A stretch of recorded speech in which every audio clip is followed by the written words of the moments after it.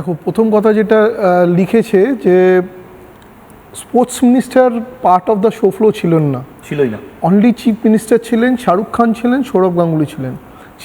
Sports minister part show ফ্লোতে ছিলেন না। উনি কেন ঢুকেছিলেন, এবং শুধু উনি ঢোকেননি, উনি ঢুকে উনি মেসিকে আলিঙ্গন করে নিয়েছিলেন, যেটাকে ব্যাড টাচ বলে ল্যাটিন আমেরিকাতে।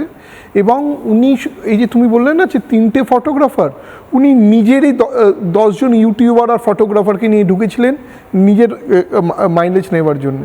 সেইটা তো ছেড়ে দাও, প্লাস আরও অনেক লোক উনি ফ্যামিলির ঢুকিয়েছিলেন, ওনার বন্ধুবান্ধবদের ঢুকিয়েছিলেন।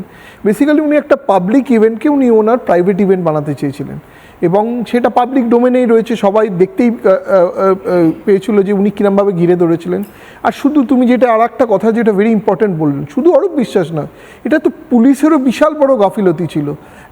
যেই ডিজি রাজীব কুমারকে আমি 3 দিন আগে নিজে এবং সিপি বিধাননগর এবং ADG law and order Javed Shamim, সেই মিটিংয়ে আমি পরিষ্কার বলে দিয়েছিলাম যে অরূপ বিশ্বাস আমাকে থ্রেট করছে যে মাঠে লোক ঢোকাবে, অ্যাক্রিডিটেশন কার্ড দিতে। আমি সেটা না বলেছি, আপনারা কিন্তু এটাকে হালকাভাবে নেবেন না, আপনাকে আমি রিকোয়েস্ট করছি।